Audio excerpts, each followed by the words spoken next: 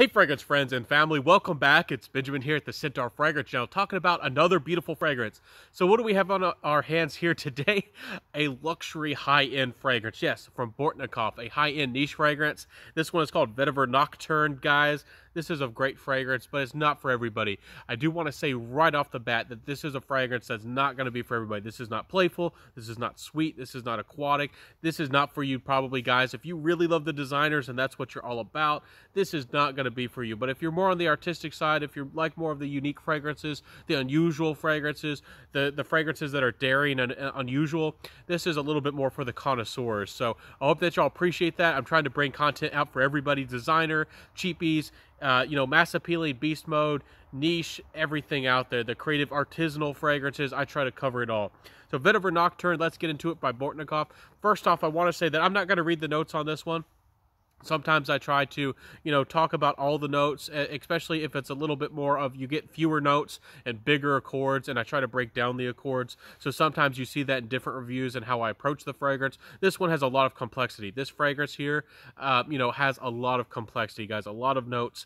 And I'm just going to talk about the main accords and what I smell in this fragrance. So first off, this is called Vetiver Nocturne. If you don't know what nocturne means, it means like night. It means like nocturnal. Think about like cats, when they become active at night. So this is supposed to be a vetiver fragrance that has a nocturnal, a dark, very mysterious vetiver quality about it, and it certainly does. Now, when I first smelled this fragrance, I immediately thought of anise or like a licorice vibe. That's not really listed here, but I do get some of that quality with this fragrance. There is vetiver here, and it permeates throughout the fragrance, but it's a vetiver that's almost, it's not light, but it's almost like has a transparent quality about it, and it really envelops the fragrance and is really always in the background. It's always steady. It's always there. It's always doing its own thing, and it almost acts a little bit more like an ambergris would or an oak moss in the background of the fragrance. So I find that quite fascinating. I do have a little card here. You can read this. You can pause this right now if you'd like to, if you can't find it on the website, but I'll include a website so you can look up all the notes.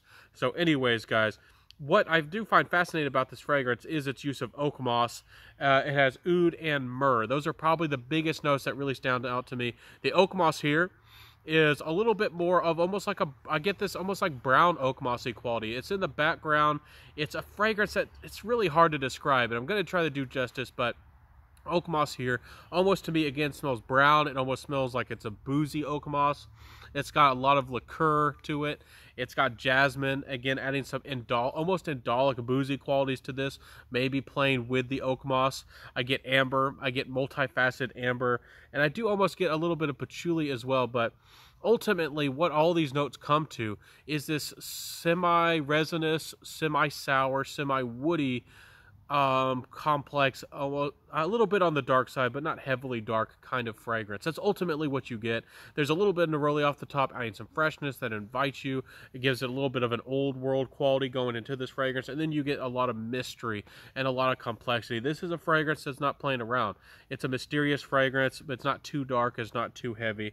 But I do have to say that I find it fascinating. You're getting the resinous vibes from champaca, and supposedly it has leaves infused with sandalwood. I don't get a lot of sandalwood, but there is something that rounds out the fragrance on the edges just a tiny bit, so it's not so aggressive. Anyways, I find it fascinating that, again, I'm getting boozy elements and complex florals, and I'm getting woody, this is a very complex fragrance. This is for the connoisseurs, and you're probably going to have to smell it to believe it. Now, I thought about mentioning this to the very end of the video, but I want to mention it now because I know a lot of people disappear about the 4-minute mark into my videos or just videos in general. So if you have a short attention span, there is no other fragrance like this on the market. It's completely original, but if I was to compare it to one fragrance, there's only one fragrance that this reminds me of just ever so slightly, and it's none other than Eau Noir from I think it's the Dior Privé collection. A discontinued fragrance, one that's highly sought after. It's very highly regarded. It's very expensive. Now, I don't want to be the judge, and I don't know if I am, if I have the qualifications to make such an assessment that this had any inspiration from Eau Noir. But Eau Noir is beloved. It's considered a masterpiece. It's considered one of the best niche releases in a while, especially to connoisseurs in the fragrance realm. I don't know if this fragrance took any inspiration from that. I really don't, but I do see some similarities between the two. They are their own complete fragrances, Both, a lot of work went into them. Both are pretty much masterpieces. But this one here, to me, does take a little bit of inspiration, perhaps. This one even more complex than the Eau Noir, honestly. But honestly, for me personally, Eau Noir has a special place in my heart, and I don't know. I almost like it better than this, but this one's boozy. Again, such a fascinating fragrance.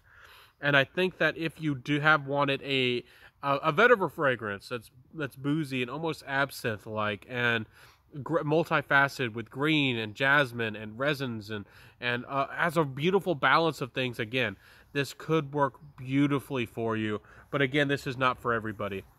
I don't get a lot of animalics to this fragrance either, but there is something almost indolic to this fragrance. Maybe it's the jasmine coming through with a little bit of its animalic qualities, which jasmine can have. But I don't know exactly where a little bit of this sultry animalic touch is coming through. But it's not very strong. There's not a lot of animalics here at all. But again, very sultry fragrance, can work very well. Before I get into the performance and the compliment factor and the price, I also do want to say that even though this is a very refined fragrance and it's perhaps vintage in style, I do think that a lady can pull this one off. A lot of people probably think that Bortnikoffs are more masculine, but I do feel like this one is unisex for perhaps a very confident lady or a lady who very much likes the vintage or classic inspired fragrances. I do think a lady could pull this one off, but it's probably one that the men probably will reach to just a little bit more. I just wanted to give a little frame of reference for that. Anyways, beautiful fragrance. Performance-wise, it will not disappoint you. This is a 12-hour plus fragrance. This was a fragrance that lasts pretty much forever. Honestly, it didn't project as much as I thought it would. It's kind of an average projector. Sillage is good, but it's not extreme. But the fragrance does linger on, and because it's so interesting, because it's so fascinating, people do tend to be able to pick up on it, and it just gives you this aura. It gives you a presence. It gives you an emotion. And I like that about this fragrance. I tend to like eau de parfums. I tend to like fragrances that perform like this. And honestly, again, this fragrance will stain. I think that there's a lot of naturals. I don't think these fragrances are colored. And if you notice, this has a very deep green color to it. I think that will stain your white, your white dress shirt. So be careful with this one. Probably spray it on skin only, or just be careful with this one. It probably can stain your clothes. And this one, it can work. It really will work performance-wise for you. But again, sometimes I almost wish that I like fragrances around the 8 to 10 hour mark. Over 12 hours, a lot of the times, that's more commitment in a bottle than I want to. And sometimes it can get out of hand. And sometimes will keep me up during the night, if you know what I mean. Fragrances can be too strong and keep you up. Performance. So I've talked about the performance. Let's get into that compliment factor. Honestly, this didn't get me anything crazy. I think that you have to be somebody refined. I do feel like there is some maturity to this fragrance. And again, I always mean that in the best way, in the best respect. But I do think that perhaps more mature noses or perhaps people who are more experienced with fragrances in general are probably going to appreciate this more.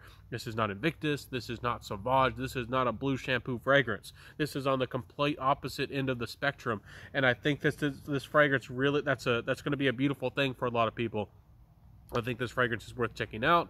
I think it's worth seeking out to at least give it a chance, especially if you're a vetiver lover. If you're a die-hard vetiver lover, if vetiver is all what you're about, and that's one of your favorite things of all time, this is a fragrance that's going to be probably one of the most unique, most creative, most innovative vetiver fragrances you've ever smelled, and it might be something that you love. Again, it's not going to be for everybody. I'm not trying to hype it up. This fragrance is not trying to be happy or exactly a mass-appealing fragrance that's for everybody to wear and everybody to wear every day just for casual environments. This thing has class.